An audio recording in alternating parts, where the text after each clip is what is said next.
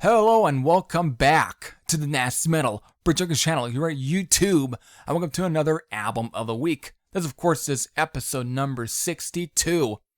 Since this last Saturday, which was, of course, 3 days ago, marked the 40th anniversary for not just Black Sabbath's 9th studio album, but in many ways up there as one of their groundbreaking albums, and that's, of course, is none other than Heaven and Hell. Now, before we really get into any of the album itself, let me definitely try and run through a little bit of the backstory, at least leading up to how they basically bounced back with this album. So basically, after releasing their previous two albums, which of course was Technical Ecstasy and Never Say Die, it definitely seemed like some had a lot of doubts about this band. I mean, prior to those two albums, they definitely releasing basically some of the best, pretty good run of 6 studio albums at that point, which is definitely unheard of, I think, for a few couple of bands. I mean, how many bands was able to run through that many pretty good 6 studio albums, at least that were fucking quality albums? I mean, from their debut full-length album, which I've already covered on this channel before, on its 50th anniversary. Then, of course, in Paranoid, which later on within this year I'll then cover as a when it reaches its 50th anniversary, which ain't gonna be that long. I mean, was it September maybe? Who knows? I think. Anyways, from there, and then, and of course, Master of Reality to, of course, Volume 4. Then, of course, which, of course, by Sabbath Bloody Sabbath, they really kind of started to change up a little bit of the formula, but not too much. It's like they definitely started to really experiment, but not really strip away a lot of their core formula and everything. And then by Sabotage, which I've already also covered on this channel when I did my 70s Hard and Heavy month, which was about 3 years ago, which was 2018 actually, so 2 years ago. When I did that, I spotlighted that album, and in there I talked about how that album was basically the most, in many ways, it was a little heavier than Sabbath Bloody Sabbath, but it still had that sort of, they still experimented, but I think it was where I think they really gelled a lot of that together. I think they kind of perfected what they were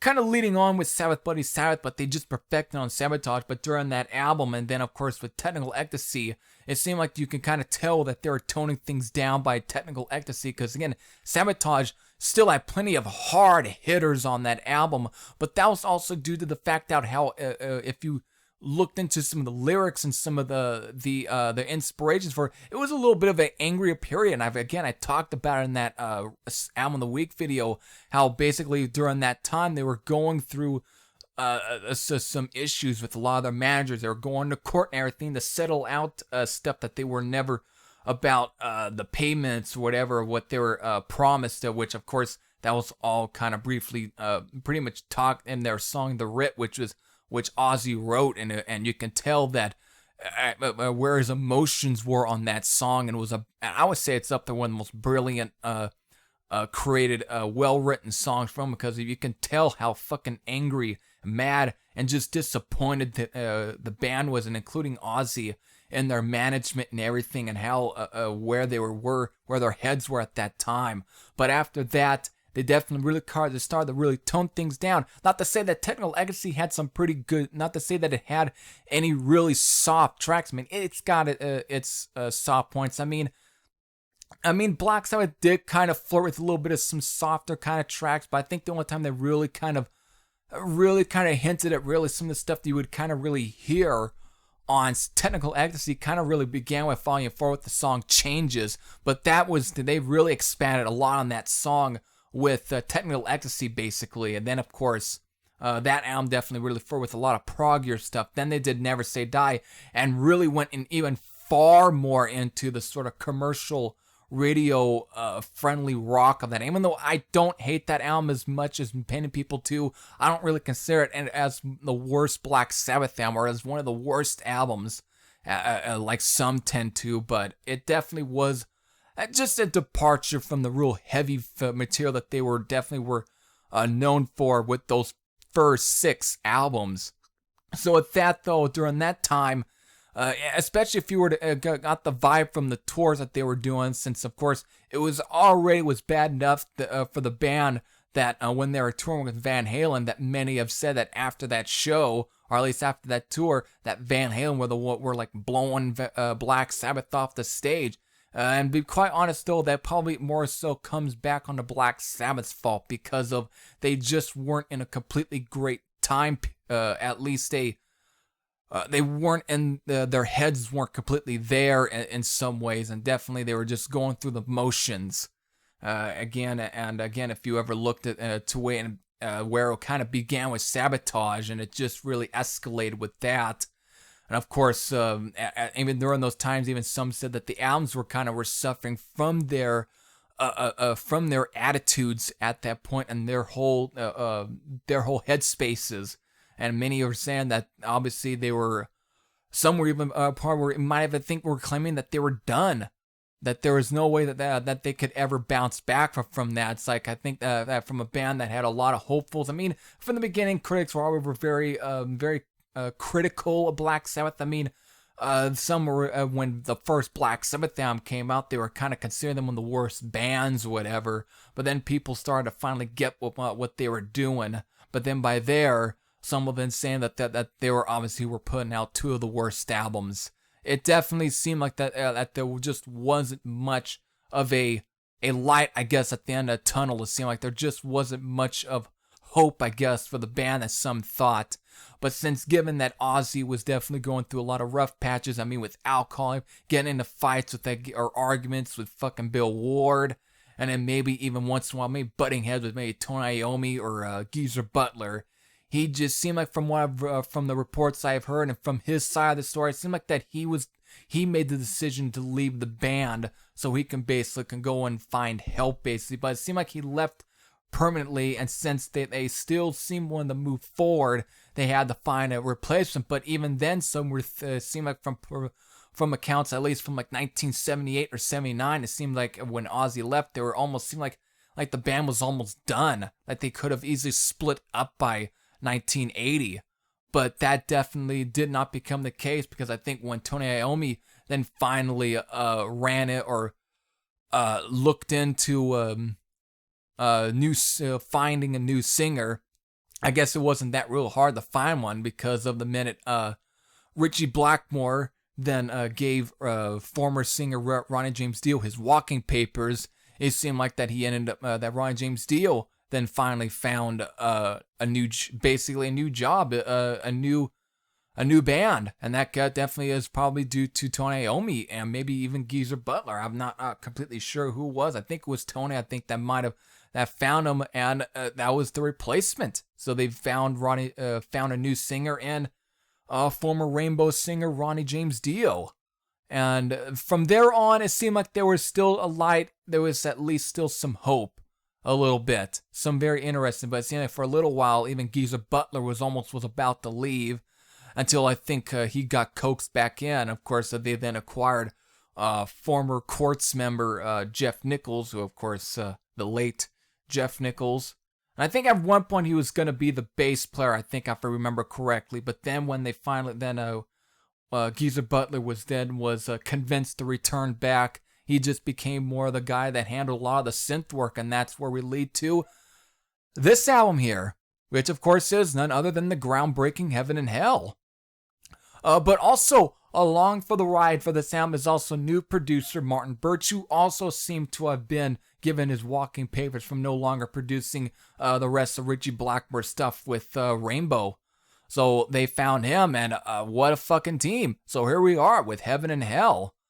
It seems like that whatever critics were saying, if whatever doubts they had towards Black Sabbath, all bounced back with this album. This was the album that basically won the critics back and definitely and ushered them into the 1980s. I mean, at the point of 1980, they were now competing with the newer bands, like especially within the growing new wave of British heavy metal movement, bands like Iron Maiden, and then of course newer runner-ups like Motorhead and Scorpions, even though they were German, but they definitely fall on that point of same along with Black Sabbath. And of course, Judas Priest and Saxon and Tigers of Pantang and just all of these bands, like they were now competing with these, and were even in some ways contributing to basically now the heavy metal explosion, basically, and basically in some ways reinvented the genre. I mean, when you look at the albums that were released in 1980 alongside Heaven and Hell, British Steel, the very first Iron Maiden album, Back in Black from AC/DC, Women and Children First from Van Halen, and fucking Saxon's Wheels of Steel and Strong Arm of the Law. It really seemed like that they definitely really just were put into a category of some of the biggest albums at that point. Like that, talk about some of the most impressive slew of albums from very many bands of this time. That this definitely showed that the hard rock and heavy metal genres were definitely going to survive, and in many ways shape up all the 1980s and basically shape it to where it is. But here we go with Heaven and Hell, and what a fucking album.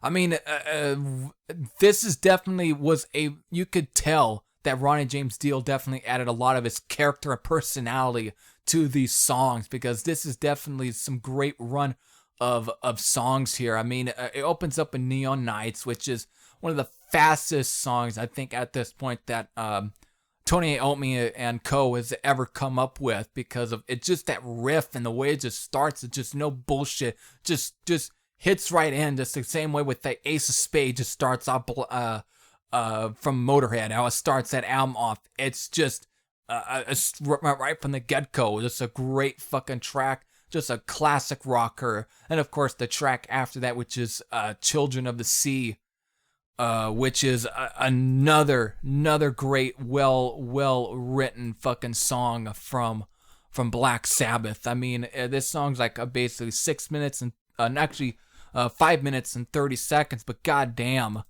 the way it just starts off so very melancholic and soft in some ways, but not really. It still has a dark presence to it, and that's definitely due to Ronnie James Dio. You really can start to see where Ronnie James Dio was definitely building more of his signature sound with this sound, that he would continue on with this solo material, and I definitely really hear on this album. But as it breaks in that real heavy, slow riff and everything from Tony Iommi, this is just one other brilliant song from Black Sabbath. And after that, we get Lady Evil, which is a personal favorite of mine. This one, it's still a great rocker, a little more mid-paced, but it still has just a sinister riff to it. Fucking fantastic track for me, just hella great.